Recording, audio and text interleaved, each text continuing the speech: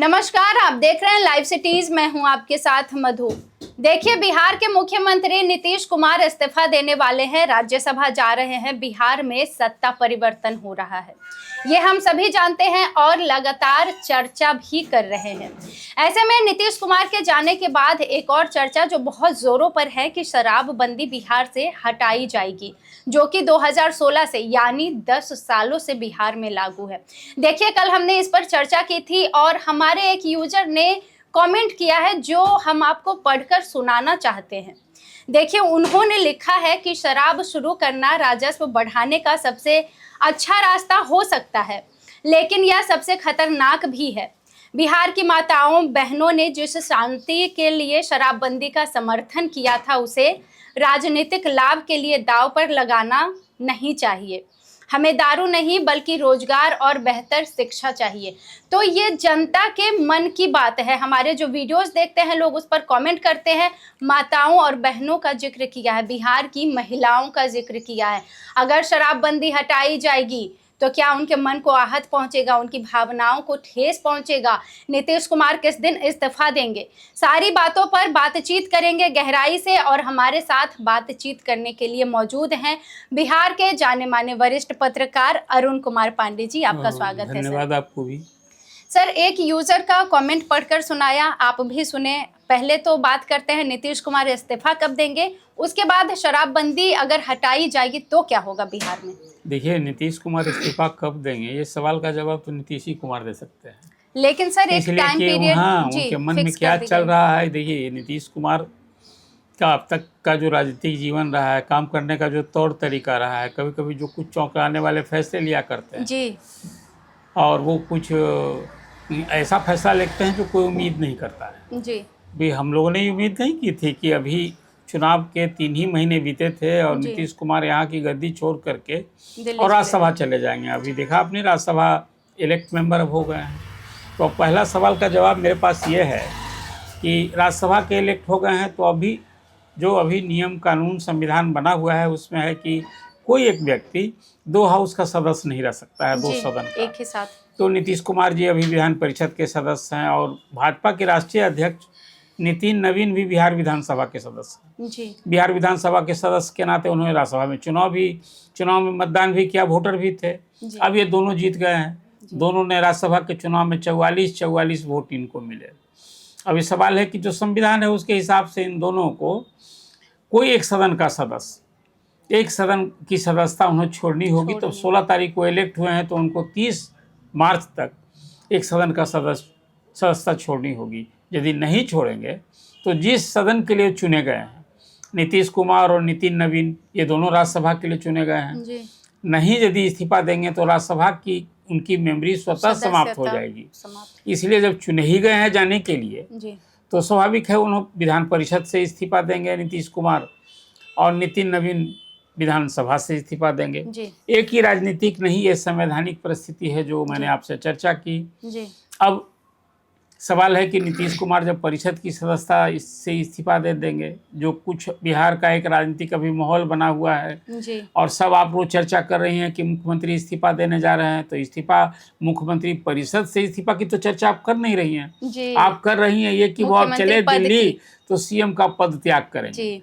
तो फिर कब त्याग करेंगे सवाल है। एक तो है कि भी 30 मार्च तक है और अभी तो मुख्यमंत्री कि 5वीं समृद्ध यात्रा का कार्यक्रम फिर अभी सामने आ गया है, फिर से सामने आगे 23 तारीख से 26 तारीख तक वो जो बचे हुए जिले थे, मैंने आपसे पहले भी कहा था जी। कि 30 जिला हो गया था चतुर्थ चरण में जी। तो 5वें और अंतिम चरण में उनका 26 तारीख तक का प्रोग्राम सामने आ गया है जी। तो पहले तो ये जानिए कि नीतीश कुमार समृद्ध यात्रा का 5वां चरण 23 से 26 मार्च तक ये करने जा रहे हैं, जिससे 23 मार्च को जहानाबाद और अरवल जाएंगे, 24 मार्च को कैमूर और रोहतास जाएंगे और बक्सर और भोजपुर, 26 मार्च को नालंदा और पटना जिले का दौरा करेंगे और 26 मार्च को पटना में ही उनका समापन होगा इस कार्यक्रम। तो अभी तो 4थे चरण का अंतिम दिन हो गया तो जो आप चर्चा कर रही थी, गया और औरंगाबाद गए थे। अब ये 5वां और अंतिम चरण के चुनाव के बाद 26 तारीख को समाप्त हो जाएगा। तो स्वाभाविक है, मुझे लगता है कि 27 को करें, 28 को करें, ये उनका परिषद से इस्तीफा हो जाएगा, जो एक अभी परिषद हाँ, से होगा, लेकिन क्या वो यही कहने जा रहे हैं अभी मुख्यमंत्री के पद तो से? देखिए, मुख्यमंत्री के पद से इस्तीफा के लिए संवैधानिक अनिवार्यता नहीं है, वो राजनीतिक अनिवार्यता हो जाएगी। राजनीतिक परिदृश्य जो बिहार का बना हुआ है वो उन्हें, मैंने आपसे पहले भी ये चर्चा की थी कि नीतीश कुमार जो जदयू के अध्यक्ष हैं 10 बार सीएम बनने का रिकॉर्ड बना दिए, बिहार के लॉन्गेस्ट पीरियड का चीफ मिनिस्टर होने का रिकॉर्ड बनाए।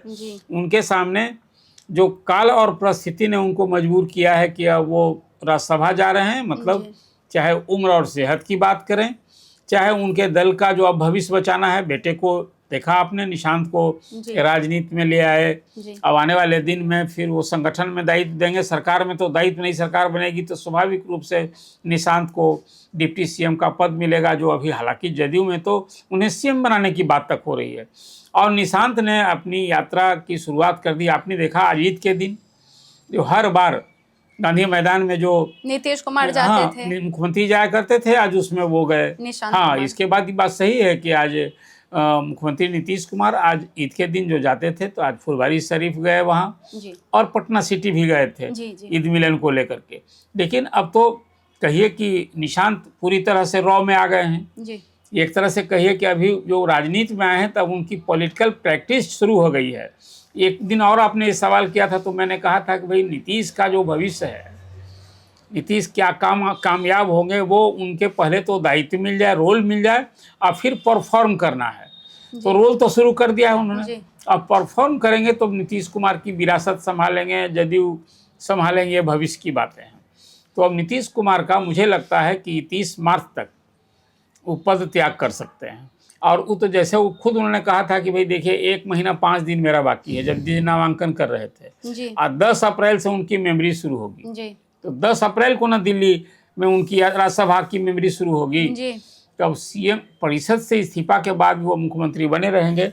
इधर मुझे लगता है कि कोई ना ये इसका राजनीतिक औचित्य भी मुझे दिखता है। उनको संवैधानिक मजबूरी नहीं होगी, लेकिन इसी महीने में मुझे लगता है कि सरकार, जो आपका सवाल प्रारंभ में आपने किया कि बिहार में नई सरकार बनेगी, नई सरकार का मुखिया कौन होगा, तुरंत आप इस सवाल तुरंत कीजिएगा। तो इसका जवाब यही है कि फिलहाल सम्राट चौधरी का नाम सबसे आगे है, जो डिप्टी सीएम हैं। नीतीश कुमार से उनकी राजनीतिक केमिस्ट्री, जो उनका संबंध है, और प्रायः समृद्ध यात्रा के दौरान वो साथ दिखते हैं, प्राय सभी सभाओं में सम्राट चौधरी को आगे करते हैं और लोगों को करते हैं कि आगे ये काम करेंगे। ये दर्शाता है कि नीतीश कुमार की राय यदि एनडीए में ली जाएगी, यूँ बीजेपी का यदि मुख्यमंत्री होगा तय करेंगे प्रधानमंत्री और गृह मंत्री, केंद्रीय नेतृत्व तय करेगा। पार्टी का नेता कौन बनता है उस पार्टी का नेता तय करता है, लेकिन पसंद पूछी जाएगी, जो पसंद पूछना 85 विधायक वाला जदयू है, बिल्कुल। और इस सरकार में सत्ता में सहभागी होगा जदयू, नीतीश कुमार की राय निश्चित रूप से, और उनकी राय की अहमियत होगी, अहम भूमिका है उनकी। और बिहार में यदि लालू प्रसाद के राजनीतिक काट में राजनीति को आगे बढ़ानी है तो फिलहाल मुझे लगता है ये लव कुश का जो अभी सामाजिक समीकरण है, इसको बढ़ाने के लिए सम्राट चौधरी ही नीतीश कुमार के पसंद होंगे मुख्यमंत्री के रूप में, और सम्राट चौधरी सबसे आगे हैं। कई नाम मीडिया में तो मैं देख रहा हूँ चर्चा में है, बिल्कुल, लेकिन बहुत तेज हाँ, बहुत कई नाम है, तो अब नाम का उल्लेख करना मेरी भी अपनी समझ है कि सम्राट चौधरी ही बिहार के भावी सीएम हैं। और जब नीतीश कुमार का इस्तीफा सीएम पद से हो जाएगा, नई सरकार बनेगी, हाँ, नई सरकार का स्वरूप बदलेगा। आपने साथ में नई सरकार के एक बड़े काम की चर्चा कर दी, तो आपने कर दी शराबबंदी का, ये बात सही है, बहुत तेज है सर, और हमने बताते हैं शराबबंदी, हाँ, कमेंट आपने सुनाया, ये एक व्यक्ति का ये मनोभाव नहीं है, ये बात सही है कि बिहार में शराबबंदी ये नीतीश कुमार की अच्छी जीत का परिणाम। मैं भी खुद शराबबंदी का हिमायती हूँ, ये समाज हित में था। जिस ढंग से लोग शराब पी कर के सड़कों पर बौड़ाया करते थे, जो तरह की स्थिति बन पई थी, इसको हाँ सब होता, महिलाओं के साथ उत्पीड़न का मामला था, तो शराबबंदी एक अच्छी जीत का, और इसमें ज़्यादा गरीब लोग ही इसके दुष्प्रभाव से सब कुछ हो रहा था। लेकिन शराबबंदी लागू होने के बाद जो 10 साल में अनुभव हुआ है कि शराब की दुकान नहीं है और शराब की होम डिलीवरी हो रही है, शराब की रोज़ खेप आती है, और करोड़ रुपए की शराब, लाख रुपए के सिवाय शराब रोज़ पकड़ी जाती है, उड़कर थोड़े आती है। इसमें बिल्कुल प्रशासन फेल नहीं मानता हूँ, मैं मानता हूँ कि प्रशासन की मिलीभगत और राजनेताओं को का कहीं ना कहीं सहयोग हो, इसके कारण ये चल रहा है। तो शराबबंदी के बारे में तो सम्राट चौधरी ने एक सभा में कहा कि भाई 30,000 करोड़ का खजाने को लॉस हो रहा है। जी। तो और अभी बिहार सरकार का ये जो अंतिम मार्च महीना है, 10 दिन इसके भी बाकी हैं। बिहार सरकार घोर वित्तीय संकट में, संसाधन कहाँ से आएगा? तो संसाधन के लिए 30,000 करोड़ की राजस्व की आमदनी हो सकती है, इसको ध्यान में रख करके। और मुझे लगता है कि जुलाई में शराबबंदी से संबंधित नई समीक्षा के बाद जो लागू होगा, उसमें ये लगता है कि शराब की दुकानें प्रखंड स्तर पर खोली जाएंगी। अभी तो नीतीश कुमार जब आए थे शुरू में, तो शराब की दुकानों की संख्या प्रदेश भर में 5,000 से अधिक शराब की दुकानें खुल गई थी। और उसमें इन्होंने नीति बनाई थी कि नियत दर पर शराब, अच्छी शराब मिले, लोगों को रोजगार मिलेगा, ये कह के। लेकिन अंततः फिर देसी और अंग्रेजी शराब दोनों बंद हुआ। और ये जब शराबबंदी समाप्त होगी तो मुझे लगता है उनकी दुकानों की संख्या सीमित किया जा सकता है कि शराब जो पीना है वो खुलेआम कोई नहीं पिएगा। आप शराब घर में पीजिए, रेस्टोरेंट में पीजिए, शराब पीकर कोई सड़क पर बौड़ाए नहीं, ये कहीं कानूनी प्रावधान करना होगा। लेकिन शराबबंदी समाप्त होगी, ये मुझे लगता है कि नई सरकार के सामने एक चुनौती भी है, एक समीक्षा का विषय भी है। और बिहार को वित्तीय संकट से निजात दिलाना ये सबसे कठिन और बड़ी चुनौती है। सर, वो तो राजनीतिक लाभ हो गया, महिलाओं का पक्ष भी रखिए। मैंने आपसे कहा कि महिलाओं के ही मांग पर, ये महिलाओं के अगर हटा दी जाएगी तो क्या उनका सरकार के साथ जो अभी इतने अच्छे संबंध हैं, नहीं, कहीं जो इस तरह की सोच रखने वाले, जो अभी आपने कमेंट सुना है, ऐसे लोगों को तो निराश भाव होगा। बिल्कुल, कि भाई समाज हित में नीतीश कुमार ने एक फैसला लिया था और जो अनुभव आए, और उन्हीं की सरकार में तो जदयू सत्ता में सहभागी होगा ना अभी। जी। और उसमें यदि इसको रिव्यू को देखिए, कर्पूरी ठाकुर के समय भी शराबबंदी लागू हुई थी, बाद में उनको भी इसको वापस लेना पड़ेगा। और शराबबंदी का देखिए, पड़ोसी राज्य से शराब कहीं नहीं है, शराबबंदी सिर्फ हमारे यहाँ है। न बंगाल में है, न यूपी में है, न मध्य प्रदेश में है, और यहाँ तो कहीं नहीं है। हर जगह चल रहा है। तो शराब यहाँ आती है, और शराब सब जो प्रवेश करती है, किस शहरों में शराब नहीं मिलती है, इन्हीं सब को ध्यान में रखकर मुझे लगता है कि सरकार जो आप बात कर रही हैं कि इससे आप, पिछले चुनाव में तो प्रशांत किशोर ने घोषणा कर रखी थी कि मेरी सरकार आई तो हम शराबबंदी समाप्त हटा देंगे।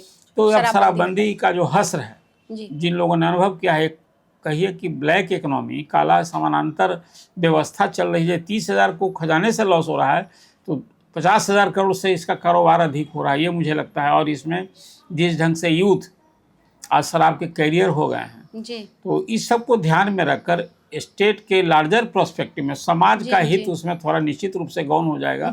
और महिलाओं के लिए आशा जरूर होगी कि भाई जो शराबबंदी लागू कुछ हद तक था, लेकिन शराब की जब बिक्री हो रही है, पी रहे हैं, उसकी खपत जिस प्रकार हो रही है, एक बार तो विचार करना ही होगा कि ये कैसी शराबबंदी। बिल्कुल, जबकि दुकान नहीं खुली है, शराब तोड़ कर नहीं आ रही है, और शराब की होम डिलीवरी हो रही है। तो एक समीक्षा का तो विषय है। और मैं मानता हूं कि जो शराब की दुकानें खुली तो उसकी संख्या सीमित होनी चाहिए, और सार्वजनिक रूप से पीने पर तो बिल्कुल कानूनन रोक होना चाहिए। अपराध, संज्ञेय अपराध होना चाहिए। तो आपने तमाम बातें सुनी कि अगर शराबबंदी हटाई जाती है बिहार से तो जुलाई महीने में हटाई जाएगी, ऐसी संभावना है। जिसके बाद आपने ये भी सुना कि जो जनता मन में आस लिए हुए हैं, जो महिलाएं जिनको सबसे ज़्यादा फायदा हुआ था, और देखिए नीतीश कुमार के साथ महिलाओं के कितने लगाव हैं, कितने भावनात्मक जुड़ाव हैं, ये हम सब देखते हैं। जो जीविका दीदी उनके समृद्धि यात्रा में आती है, नीतीश भैया करके, तो देखना ये होगा कि शराबबंदी को जब हटाई जाएगी तब जनता पर क्या प्रभाव पड़ता है। इसके साथ ही आपने ये भी सुना कि नीतीश कुमार कब इस्तीफा देंगे, तो तमाम जानकारियां और हम आप तक पहुंचाएंगे, चर्चाएं ऐसी करते रहेंगे। तब तक के लिए जुड़े रहिए हमारे साथ। आपका भी सर हमारे साथ जुड़ने के लिए बहुत बहुत धन्यवाद। आप भी हमारे साथ जुड़े रहिए। वीडियो देखने के लिए आपका धन्यवाद।